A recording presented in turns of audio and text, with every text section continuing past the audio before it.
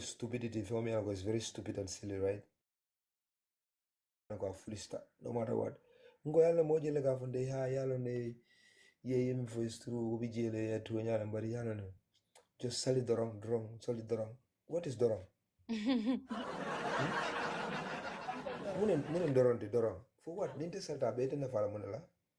I will sell it wrong just danko dorong. Danko dorong for what? For them arabol, you know. African God concept sambanyama is just crazy. Yeah. So wala Africa mantano, Africa londo filije, tubawole londo ta. Arabol be londo.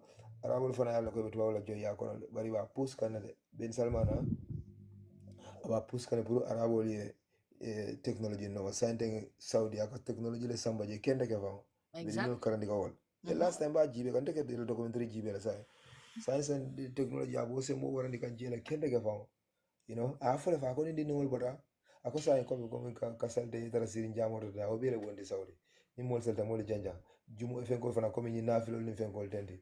Ni Salul Catholic mobile display. Last half for what I know for a tank of go come in Salvador seat and the Kurano Pelagan for Salvador. I will be able to do what a null thing. I could you mal fall in J.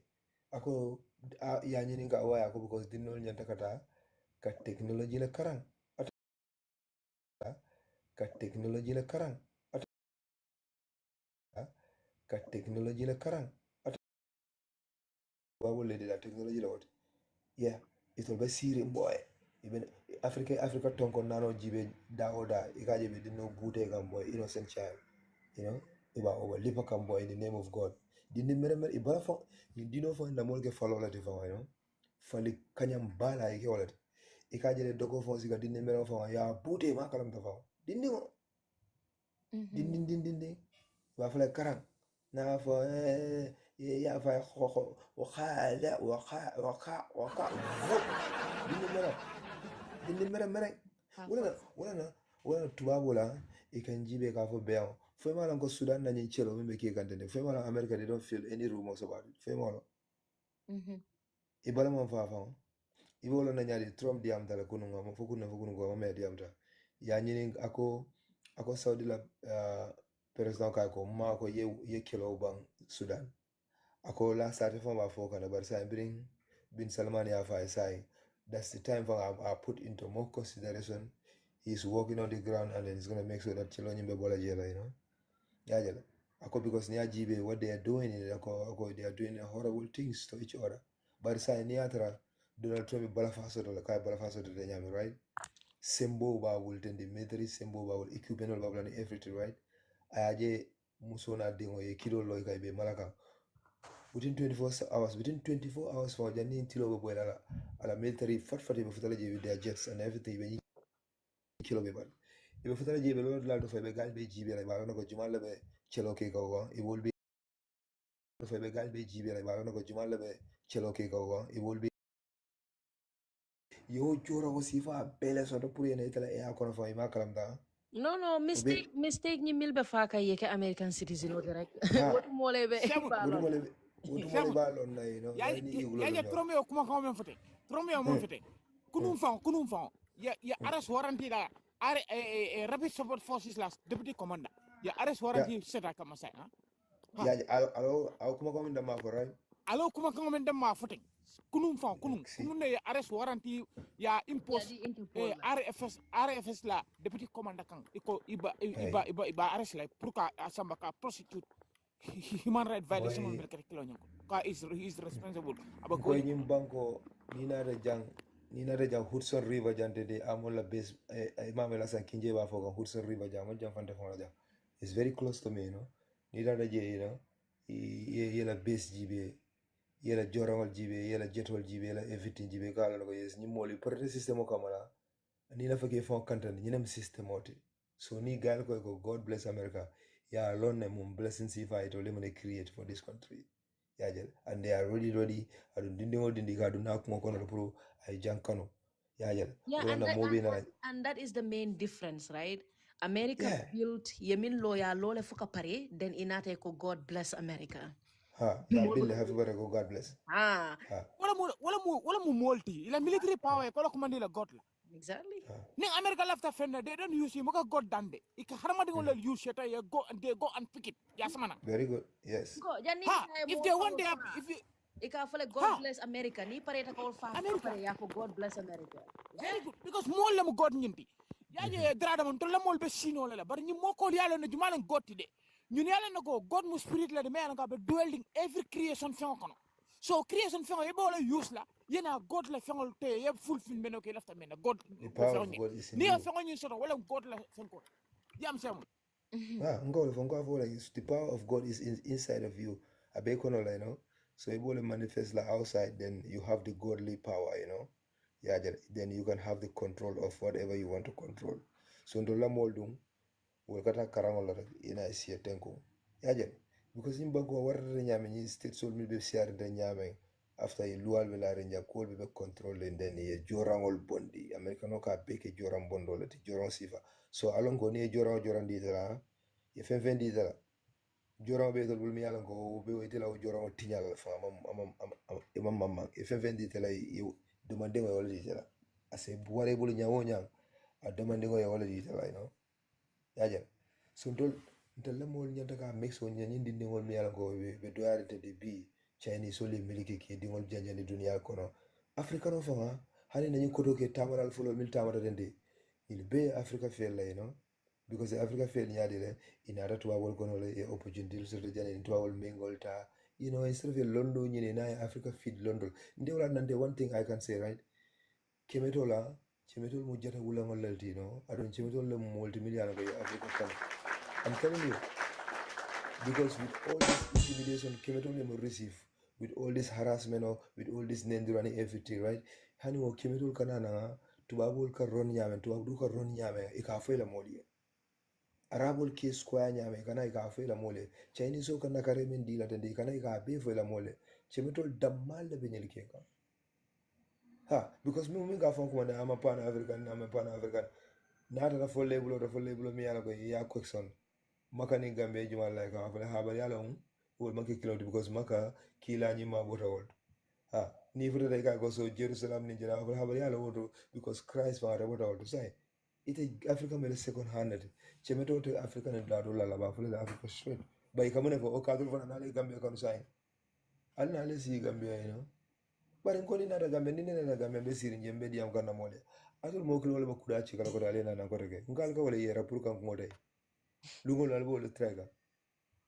you know so atul mo kilo mi ka fa ni afrika kon nana je ni nada ko rege ko diam ko rege atul janka dingol le bina ko rege kuda ci ko dale alla na you know because you know slave masali al deda wala kama pour aller la afrika din cendul mudal yi be fa momo ka diamale pour aller al nyaali yala pour afrika loku yal tunka wala kama pour aller ol be kuntum isa jale to jihado kono ha baral sina to gale kawa usa imam fadi na da janne american ta kaje na new york nga jela you know aka kawa janna nga mi train session several times nga kontong you know ya jel ikana je ka kawa you know che bucham na da janne downtown now he couldn't stop smiling you know ama stop ko smile a jibero ke fate fa a video ko ya video ala first time ko ta yoruba bloka trainer ko fa trainer be bor kan fo ka see you know fente fo ay minje you know che bucham fo fa minje o video fo kala tambala o video ha ni na pa ko le o yitan din na ba ko ne chebo jibe after instant that trainer ko in Europe rak for another life to boy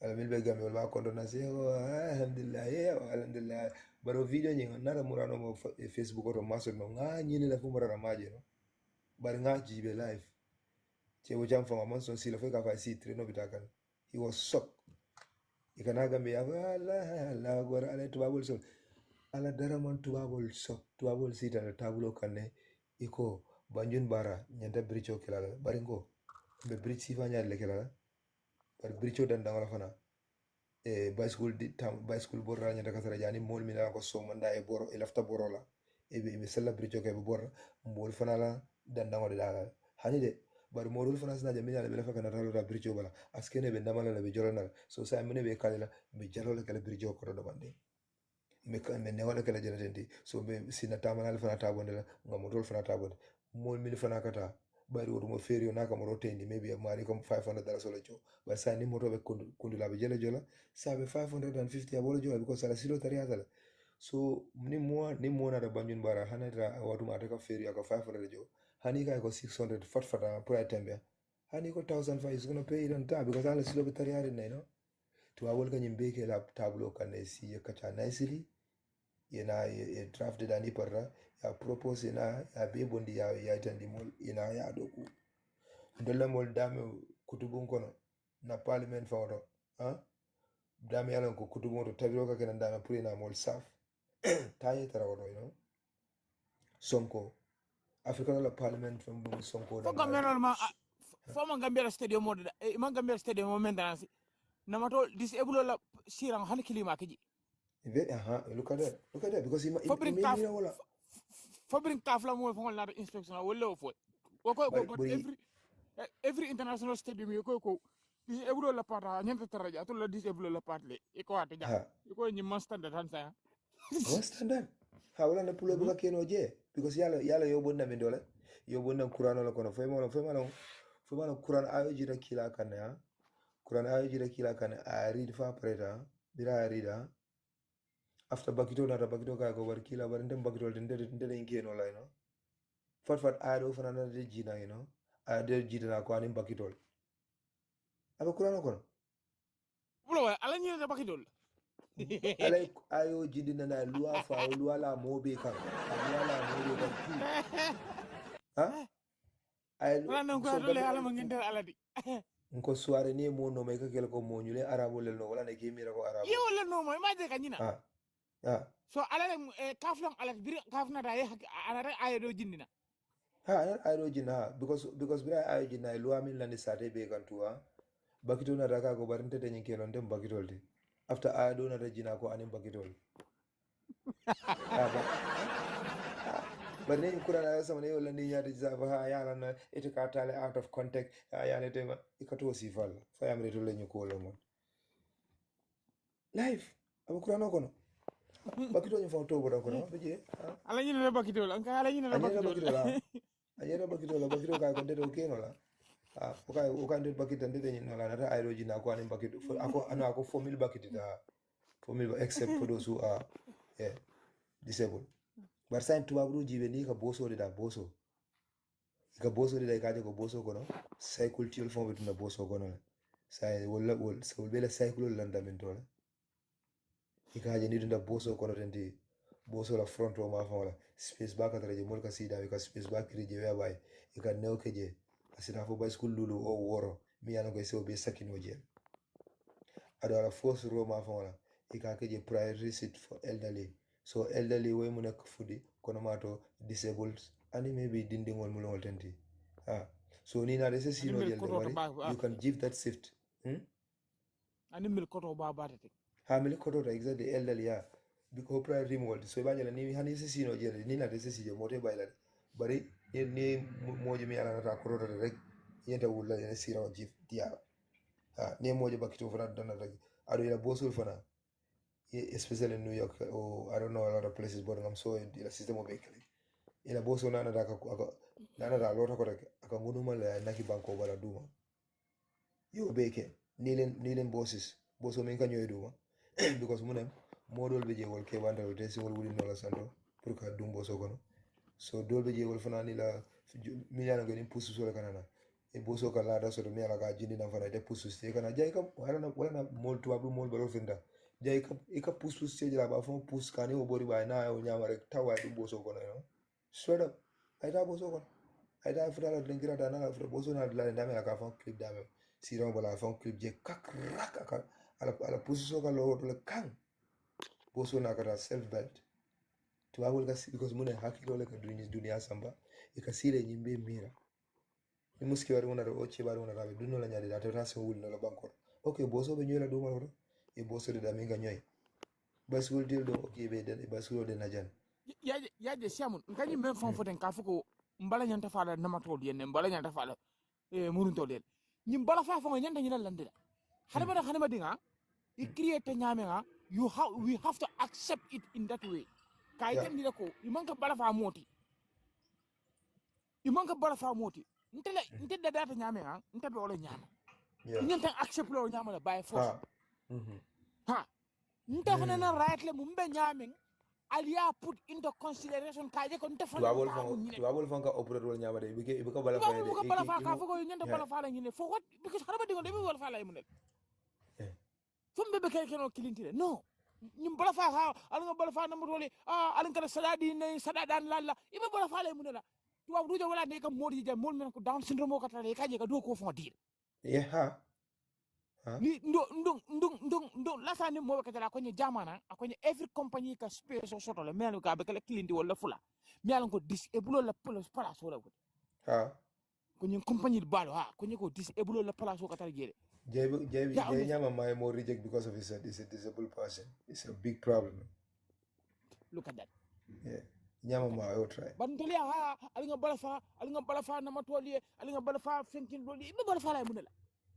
Bala fa fa ala right le nga nyanta sotle ni doku na qualify te nyanta dila do hada mangade e nyanta place hol dan le jël damel ka fa nyanta dile imaje tuabru waje sirango di namatola imaje ita ka men fotem boso design be ala ko nim namato nata wala mo nata na puso mo fonta mako la fon bi tay du ngako fon na fa boso ka jidu very good man sekunda wala nan ka fo ko na man sekunda la mun na ala very good wala nan ka fo ko na man sekunda de a god mel yalla ko after o drive fana o boss driver fana ni ka to ni bita o CD elo ni na pour ka bosso boronde la okay sorry CD elo fana sifal siata ya understand fenko bi jela ni passenger bi jela trailer bi jela ya understand do bi je ni na tawla but wol bel bi je so yika tale ni beke so ni de wol be so too right so you are qualified ka bosso boronde passenger so you know, air brake. You for now, then you are qualified to drive a bus. So say walk on, you can't train any passenger with deal. So if I did the drive over and a bucket of Jamila at another 100 bus or Gita to one Gino. It's a Yanto and put it drive over it. Drive over one day. You will see around Bula Kotake. Yen Hanan, it have a Duma, Yara Marco Yadun for Conoto. Apple place or you back to Elasidla AC. Adon, it's not also allow Janga, Nimbos drive over boss of Borganga, Yetraka Diama. Nina New York, you will see that if I get a mobile boss because city and people more lower break sometimes. But boss driver already they will not talk to you. At Ni continue at a family there. Boss driver bolo bening button ding on la mialango. There are signal or la send a police ole. Ala next stop fat cops over the lorry. Abalo ben al boso bolo ben in button ding la by police and in police got do go for so need yam da because he can allow pour boso me borga etraga diamo drive way allow so boso belo la ina diamai so when you keep doing it at a dankula our neaki about no you should be talking to me while I'm driving so ni continue da wala ga button do de la so kopsol bita lola stop or ni kopsol loje kopsol fana ba ala la ba ko the next order stop ba fala B15 I will be there e ba lola rek tap do fon be ki describe la fay makalam dafa bo so be lola rek kap ba be ibina fa be jele ye RS 123 so ndola jang Gambia nim passenger bita kan e camera moto kono kamera ko marché ya sa dere ha moto kono kamera marché mo be be driver ni passenger ka nyo ba na moto kono ha moto kono bongo wala na je tuwa pande ma fana ba fala se ta pande am lay wax ba fala la na jango barka baru so alu ba wala na yaje nyitu ba woni na de njete dia ikambea moto la so wala ne grafika kudul ke mola so coming ka fa ko tromol nyimbe ke ka Sudan ba feel right because ka fa nyimbe all for ibote nyotra man because you na famu na dunia kono when it comes to business trade and everything foka wulu ka ko trona ka wulu dama bari ka mone create ja so iko wala so ka ibule nyota so ninna malbe kelola ka fa ibule ye nyotra do man you know because mamol na fa fen na gol nyama so iko wala ka fa ntolle bugala bari ka fa because ni na Gambia ibule na vano kono yaje van driver from van driver ya ntol ko mu ngafanya jang in here ni kata boso boro o kata passenger boro ibete na nyimbe la baje ne passenger seat for example ni itenda ka music play ite ka misa me ka music play ila music nyanda kata low tune music la adama nyene kala music or mi yalan ko kala violence music or but I kala music or mi yalan ko maybe majority will like it yaje yo sifa play bari bayla vol mo lon do mala ado ko no fana ni mo do be je mi yalan ka ko la music volume tala inyenda ka tala ni person jabe mi ko ke la volume tala inyenda tala la bari gambia e ko moto fon ko na fa yaje fon drive fo ay music ko le fa so ta sef jani bo la fo ni gele ilaw fona na music ko ko ha wala kawando wala kawando kaw be bula bay fos ya like ko ma like ko mo be disturb la mo be disturb la ikaje kawando yele ko wana ko so wala dina ibukana kairo so because mune ikana do nyola mune kada ke ikaje ka dum e ba fala ko bare na falingo na fe han bi gambe ma advance to babu jani ka bula boso la right okay yemune ke sign because sign MTA over advanced sign compared to before automo ka ticket sign ala station la to rek ticket sign yedum ni dun tare gino ticket ka travel sometimes ka je contact ka nane ka ke mo la ticket jibe warni foto rek ticket jolo ngata la fen ko kono masimo ko bar sign mo la debit card wala credit card ni FT o be londi boso wala tak you come with your debit card ya la kan tap yeta or you come with your ticket ya jolo yeta or you come with a code ya jolo yeta ni ko do jolo ngam furo rendire ka boso ka sound wala di na yo sound di driver kan ko ite ko do mi jada satal you don't care because I'm suffering jela abajela o ata care but sound is important so e ko do mi jada satal at a fem fola because I'm boso nyaado be ni weri bala ibita fo si ya nyabela avec communication c'est la MTA a façon police wala fana soto avec communication si la wala abol soto next wala doko fana wala min yalan ko wala fana kataro wala doko mo MTA police wala fana katara e be ko uniform dunde bari fana katara comme passenger katara nyame e fana katara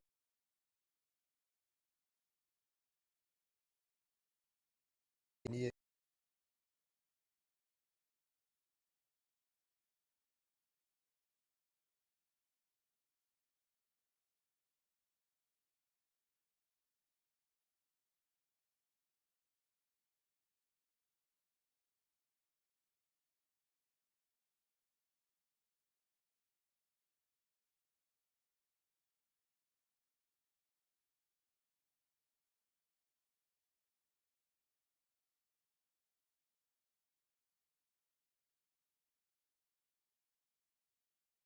you didn't pay the exact amount.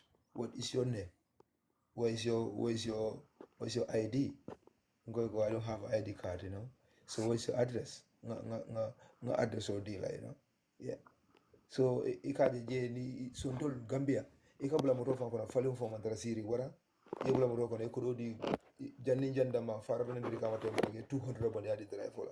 Ako we bari ite fana waye mo ite fana mana mo fale wonyine ba ndela haji tije ndela haji me wala ka ko di tala ite drive fana nda fale wonyine ba ite passenger fana nyanta drive ma ko la nyanta walk la together pour ka nyoma ko ite ala ko kata afrika man fara to tebe ite as a passenger right ni ko kuliyata la mbar nga fale jado nga fara te man nga chimete wala nga talul pour comme ka ko easy okay but drive fana ifana nyanta ka je be mo jama la cikala so sama nyanta ka ko di jama la fale tendi last time be general documentary ji kan Kevvad right wole nyim system wol bele install Kevvad apparently te moto ma apparently so driver da mala pet e kana le kafra bi sara ne evito ka rate you have your everything yeah a fomandia bar ntola nte amiran tol fata ful problème ben tol la ya ni to le nyanda Gambia dogu dolle kam min fotande banko yani mo ko gele siata banko kay kaje je ka ceng but I don't know why ntol africa no problem motna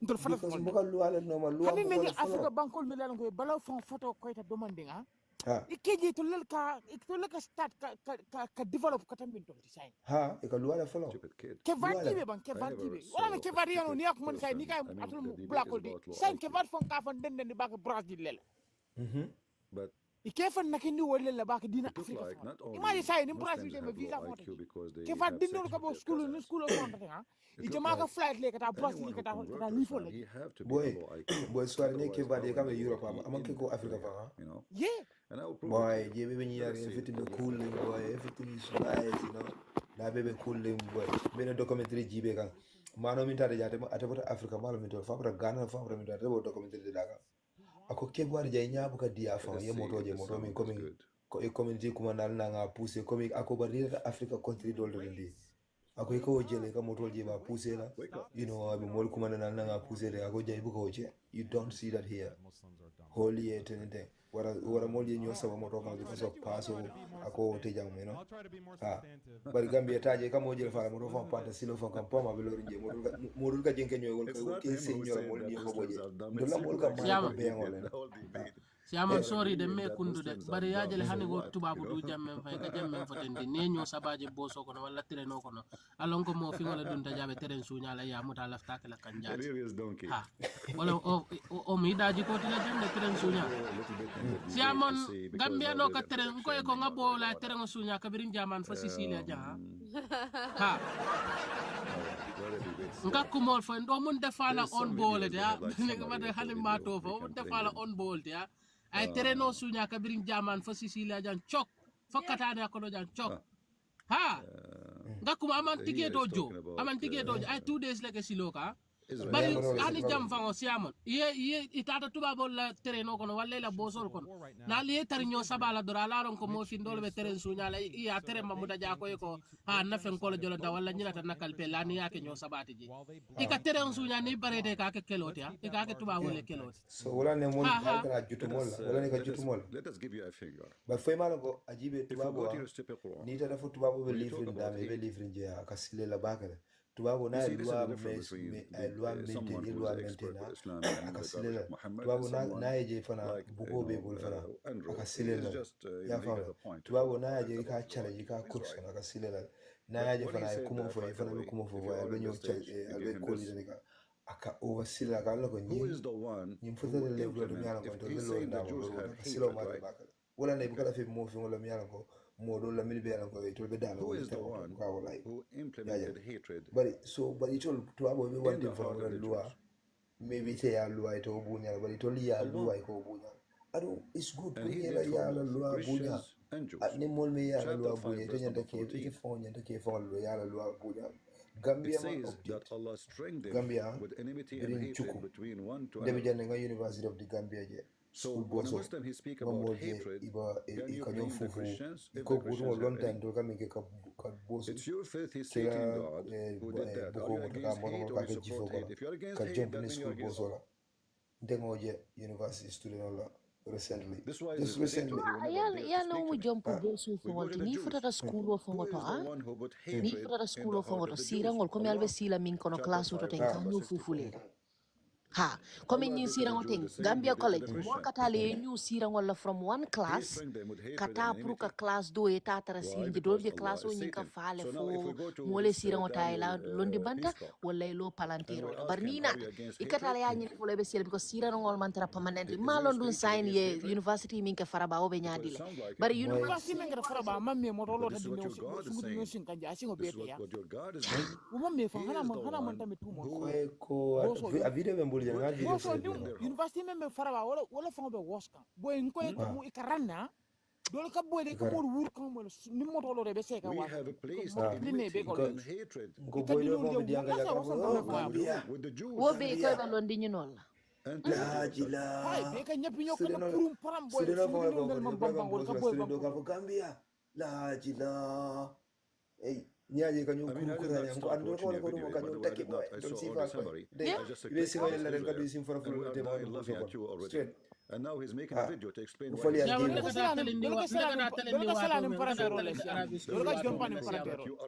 nente ma leave so don de bokata school ota nte ka ta man singol la fo ngabe leave te nying pick up motol men ya lon ko ka koma soto si amon nente mo soto because of musudol be je wa kamburo wa fi wo school ota nimbire ketante mola o mburo do monte bata malan singol la baro mburo be do malan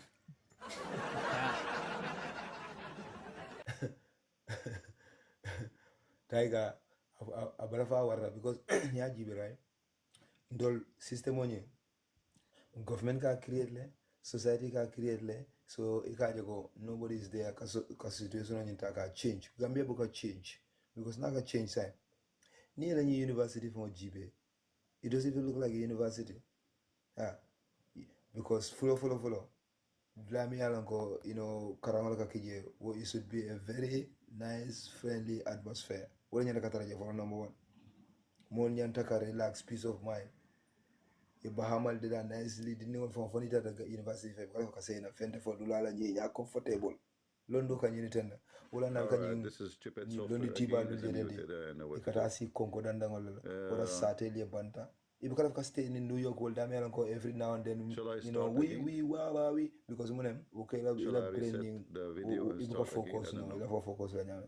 Ikata Congodandangol, Maybe I can from it later. I don't know, this is Chipet software make me I sick. stay out of everything. I was talking all this time. Because the time all I came here and all out of do this, what need to be done. The Lani Massacre Adam Barrow. Akakongo tala fanda kono fa dir asin konko ate la buka meditate. Abuka meditate. Now will the fano gare the microphone in front of me is not muted. The software, the one I'm paying for. I know got Anyway, so we have to go back from zero.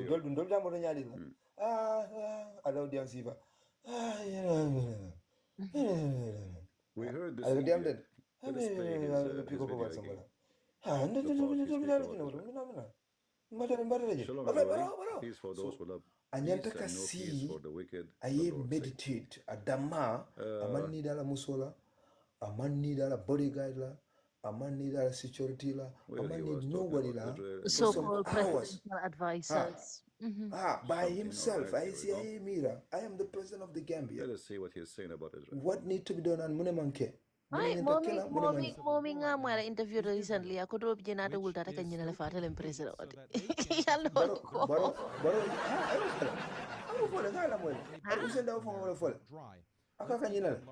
It is true, you know, because Baro, someone like ako kasiten ne ta ka faje akanyina ko komi ati fonga right? Okay, Tonya.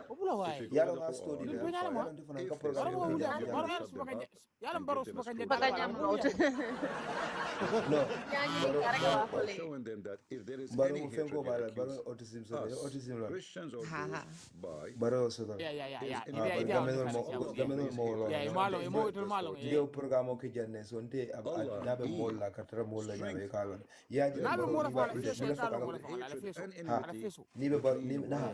and niba interview la niba interview journalist on the journalist and as long as he is making a speech about hatred, how bad it is, that means he is not a Muslim and he is opposing hatred. So if anyone he knew Islam, he will give his truth from his own answer. But and that's not strange. No,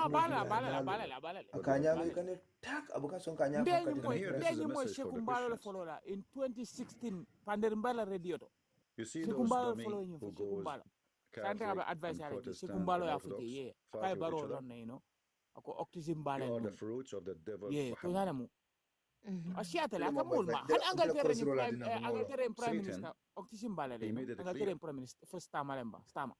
That he would implement hatred between you. So when an Orthodox priest, I don't, he bashed because Catholic, Catholic bashed Protestant, amake come courant la munde bar comme mo kal develop la fika develop ka harba di fon ma son densal development ka nas dolbe jira diamo kadile ino dolbe je ika yamulonke dolbe je ni focus da am fam pour ye bota fam ko ya in his Quran aka kole bulo kono dolbe je no ni e mire tudo da me ko to do tacci jali be ko ja ka kole bulo ko dolbe je fam mimbe be kerim fam be ka karam ta ray be ka wori fam ya jël so aka sotale to wol ka kijandi ka programme kele ke dinol ma ko le mi yaran ko pour que ma ko de so ndol gambia mo lon na kere ka fa ile ke to le ma ile ke wa mo futa de mala ka kenya din dol ko do ne ko ba ka long mune bala ba ni na to abu jani ka ni be long no so adam baro ya sotale di we ke jibe nyame ya arsane e ka lo ko ino a sotale na be ana mental fa mental ya adini ma wado ni mi ya long ba kana ta fa ba fa ni mo dindin tole balti aba fa like abuka problem ko abuka problem ke niga baro rek aka musiba ga niga dia ko because ajibe ga restriction da kamne aka alila ma ba ko ai fen ko so ni remote how many meters because most of us when we reach remote 15 meters ako ka ba fa na ka pa min sel mala ko nyadi how many meters la ofana fo ino meter e ka ko remote of 15 meters More remote lo. The majority Siamana ko kaba 500 meter, kaba 500 meters. Hani de kaba 500 meter no problem wasa keno ala nga nyaka ko. Iko remote mo. Remote ka pele chuni na ko remote ma bolo it 15 says meters enter jump. the day of judgment. No. Another fana ko Europe fana aka aya calculate You ko divide yourself. we aka bosu ta da makara da bosu che. No, ya kan la The baro. more you are following Muhammad without I'm knowing, telling you you, think you're I'm against faithful. Suare to nyalam ko. To nyalam. I'm a Christian. I'm a crusader. Oga kan me politiko follow ba. But in reality, Ano ba proof ako remote 50 meter. you 15 fail meters. We know Mali that kan Jesus motor will suma never foi be kalo how many the meters. hatred between Christians, right? Afla mame. You know, you Haro Muslims haro say ka how many Jesus meters loves you, haro do but you don't jump say the off same again. Haro to no meter. advise who is a Haro man Catholic do or mo kata Protestant 6 feet or lay mo jamban from 6 lay. Remote do People ko make ma speeches ko ma about bunyi how ma much ko. Jesus loves you, Ala bungo na ala but the pale. second we say to you a different name of a church, Era you go ala jana nuclear. fangoro ajibere ako brother Because be you're satanic, Angleterre ate ko for 3 years not 3 years Christian. right Christian ako 3 is not a years Catholic, is not a aka 3 Protestant, years is aka not 3 days Orthodox. let's Christian see is sorry someone 3 following hours ago Jesus see no Christ. 3 days sorry 3 years 3 hours ago see no the rest That's me what the church aka so aka boso join 9 times You aka can call dogo ko yourself 15 Christian. hours You can so wear a ni ajibe cross, ateka baro but ye you can't all be a pimp, alive day kono 3 years and ago that does not make you a I 3 Christian. hours the man So so Christian 3 is hours not a ago name. Christian is an act. aka anala Christian harama is a do ka behavior. chano woldo Christian is following the aka steps kuro of chino Christ. mode wala kono aka sino no wala kono aka Sali hada salo be ni kono no sali ko ni. salo aka salo be All wala the brother of Christ. so ikaje ko baro ay mental demanding soto mi ala ko ka ma so We na be continue janga with kala this stupid speaking aka about fanya the men Jews. den sometimes kanyina ko mo president He said the Jews are sometimes fana causing aka civil mi fana war. ka nyina le Where? ah Where the aka civil nyina war? You Muslims mo have al ko ever ne la even fa had kala bon civil ali war? ajibe Siamana ako No, minimum boso Siam, change 9 times maximum ka change 15 times. Aha, ako minimum 9 times maximum 15 times. Can you imagine? Babu kono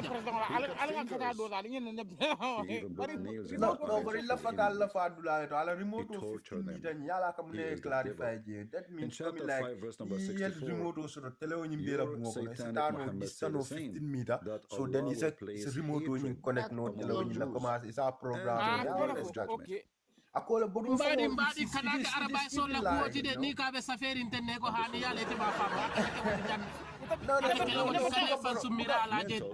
no mbuga baro support comme nga clarify le comme akadama And he's speaking about akadama hatred. fo le comme ya no yalla ne remote 15 meter moto soto la no wona na buka soto So wona are you na claiming soto la Allah? dunya ko Are you comme atele condemning malo Allah? nga ba fo clarify la Then you nyame remove him in so the at ya corner fo and le he will shrink probably ya behind his understand laptop, which yeah, without but it that he is cannot coming say like anything. remote We when have you a connect, PowerPoint coming near Bluetooth speech. connect your phone. Like set for like 15 meter distance. Then I will connect ring. I'm on disconnect. Yeah, I understand. Modi malam na, ngai modi malam na. Eh, modi malam, but all from And look 15 what meter he from a wrote. Seattle from He put 15 for meter us a remote. At picture least of a more than I church. can that wallet. Do you see You know, the that filthy kilo bungo kono scumbag? yala.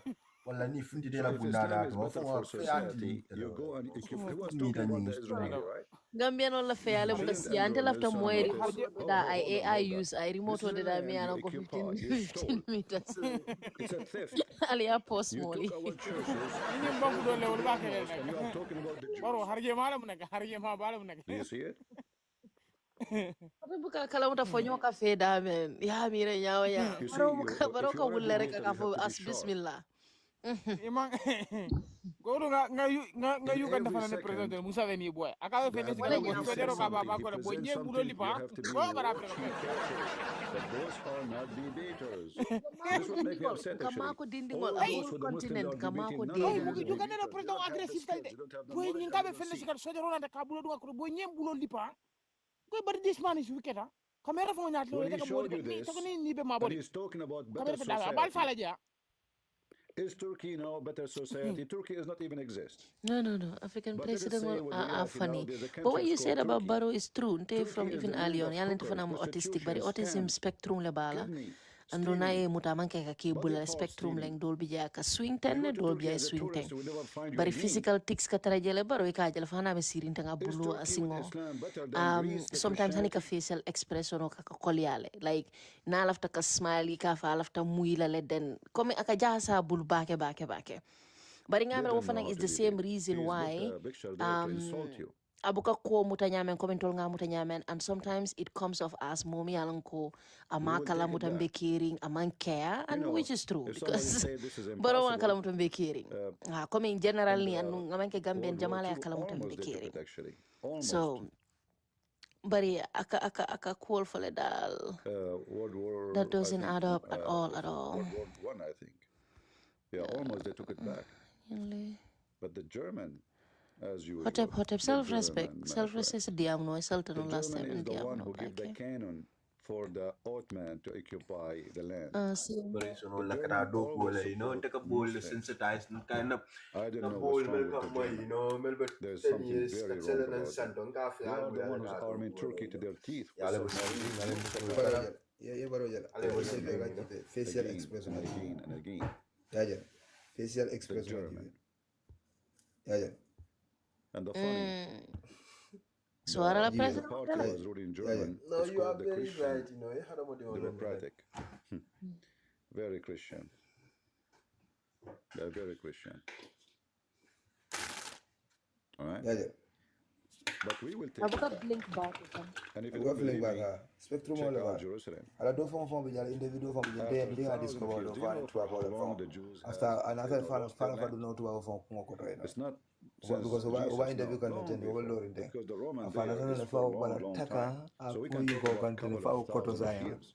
Anya wuli no ga to wala Not move 1,000, not 2,000, not even 3,000. But muna kanyim cause muna what is the cause of this? Yet, No ita kanyim explain they took it mo back. ni ka wulu yalo haraba dungo ka And wulu we na will take the land back. drala sa explain no back because I tell ka yeah more cause because You will I'm see. ke kura to baraka mo so because na focus dame a mo si façon da za mo bil comme baro membe baro dan dia gambe be wura foi da effet jamba baro de dankula because alnamantara finka killer alnamantara space killing yeah because You see, I have something like the stupidity of bukamu peace corps. Talking about traditional value. Which one, if we try, we So spoke I don't about, know whether you will be collapsing immediately. Marriage, I mean, Muslims, they have the highest cheating you can go back to number in the world. Asifa They Seattle have the very highest in the world. usually coming yalla brain or like more Gender dol role, bije genetics le mo They have the most dol stupid ka rules soto ever. bari Because you are regardless the brain one or who makeup len rek do circumcision for women. social cues fango Is pro that ni a mo good keta thing? teng ni mo ya nyaada ke kefane ye nyaada ke teng You are the dol one bije network who ko kill le a ni mantara childhood of connect a ko mi child lafta ka and make smile her le teng ready to bari get married. part of Is that a good thing? ila system o When minka you think signal o about sen ila family, brain to ka foko when a smile ka person have ketenne multi-wives and aka kolia multi-children bakele from each one of them, ika hypersensitive le how for some much they people hate ni each other. noise You know, be like siaring first time I wuro went teng to a Muslim house ake chawundile as a kid. A kid mol ka was with tik me in soto the le school. tik komin I wala don't know, I ye was fenke maybe ni 8, balola pour ye something fango years regulate old. no dol So I bije went in ke his house. singo We were daputa playing with putenne some toys on the dol ground. bije ke And kunsinyo tale ka the kid kunsinya who kilingo nyumuta asked me ten to come with him, he said to his brother, if your mother. dol bije le I was ke shocked. bulukondingo susu there I is said, why you different did ticks that? mol ka minke as a way How you of say ka that, you stupid? ila You named his sensitivity mother your nyinka mother? He control said, no. dol bije wol textual le mu No. hani domorote mol ka min domo bar nite ya dom nitole ya domo My mother is not his akamunto ko mother. plastic webe His wole father, nyimi he kan have 4 right wives.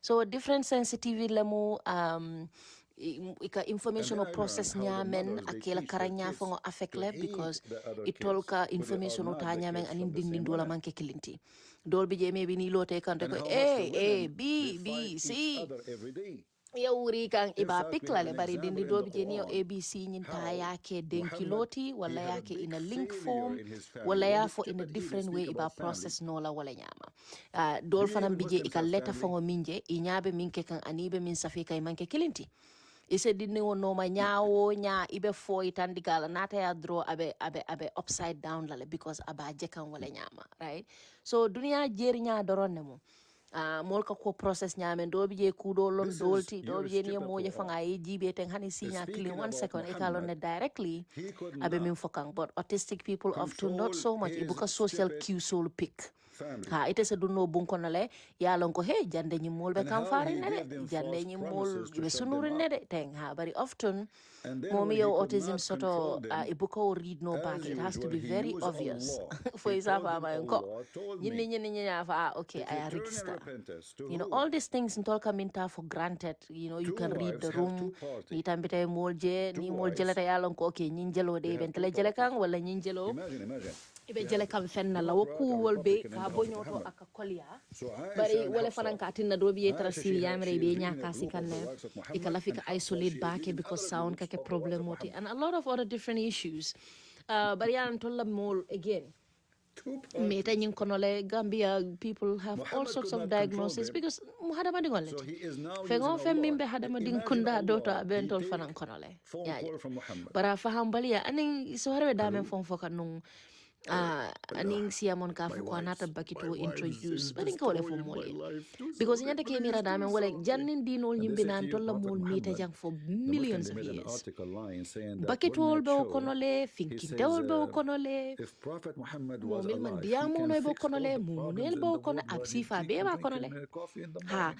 lanjuru Come man on, tarajam you know. bi mi yalon ka kuta kuta yata wala kunu And na this is the commence house of Muhammad. He could so the not fix it, question and all what becomes he do, ntol he kabringa o mol bring sotono ibenu so-called minella Quran, he fabricate Quran ibenu to sadada no make because it hani coming nyin from Allah to sadada ni subdue ba them. So fongo that's what he did. musli bi If two of bila you, gana if you populata don't di monna repent, jamengol siata di monna sadada siata na sadada ni labe siarin tape ni friday sita any sign and of if you feel back each amwala other industry against him, fongolti him who? ika ke Muhammad. kanang dolje ye singota ya Truly lampute ya Allah ya is his ya nakindi protector. fongola ya la I robbo mean, du do you yena see si how ya fo man bakitol Muhammad pour is? ka ko do soto Muhammad the bari man, janni he o could be not ntolla control mol his bije wife, and ibe now wolbe he la is saying, wolbe meleke Allah kanu protect they me were from part you. of society in one way or the other Are we talking about war? in one way or the Are other we na talking about spiritual Muhammad fighting enchansa the na ha Roman sign army? atol maybe alte Are we talking participate no la about suo Muhammad kono fighting the nyindo Jewish wala army? moya nyim mam We futa are to a talking point mi about yalan kon sa samba two no kun short koto women. They are wala not nga even samba 5 de foot mo tall. blato ngata nga fengol fa Truly participate Allah no la is suo his na fi protector. hani And bari Jibreel ba kala tan nate converting the nyinni nyinke righteous suo and kono among the wala Muslims. mbatele And kala minka ta furthermore, all the angels who's left,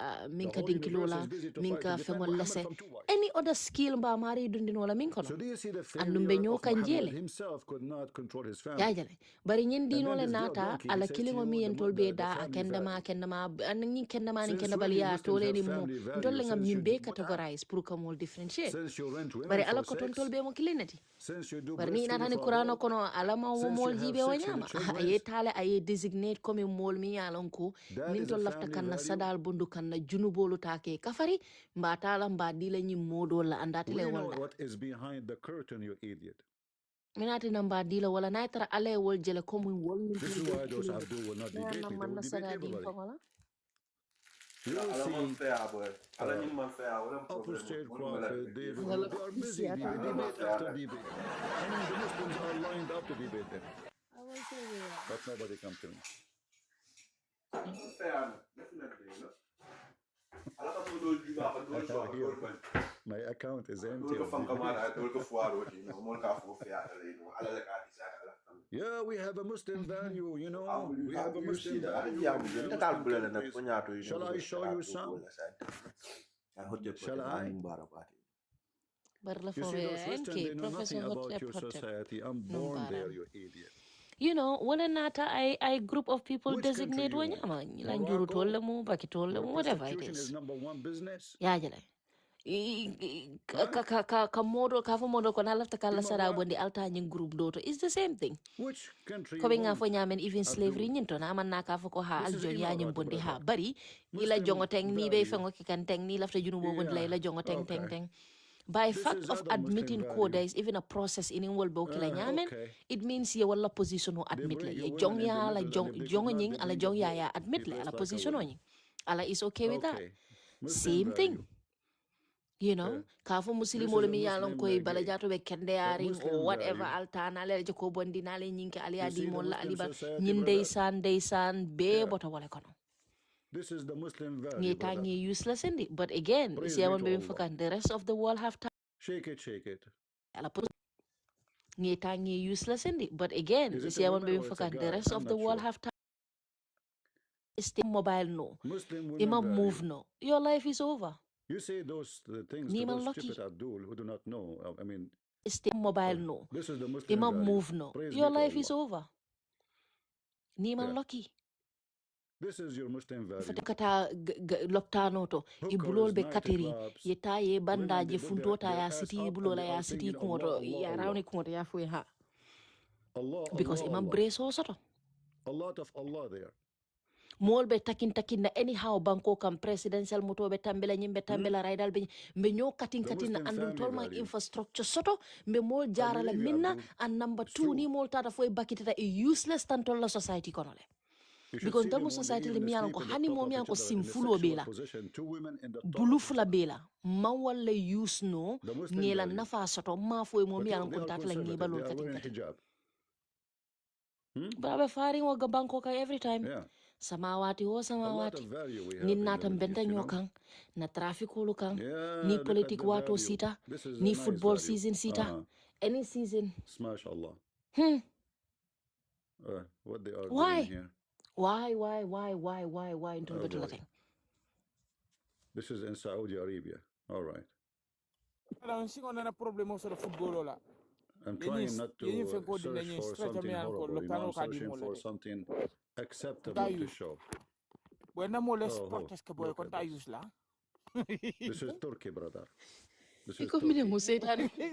Belly dance, many belly dancing.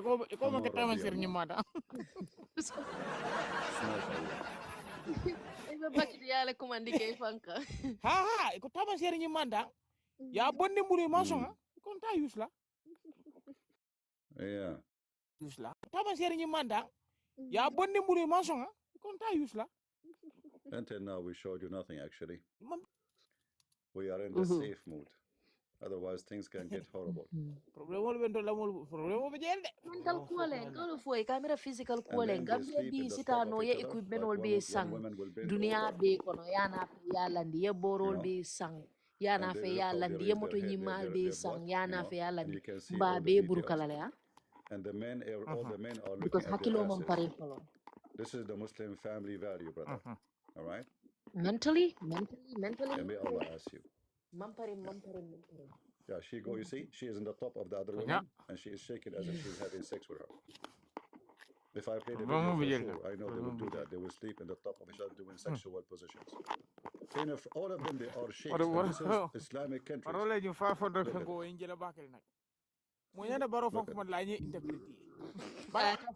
But there is possibility for that. Can remote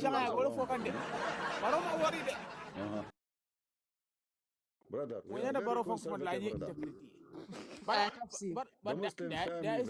for that. Can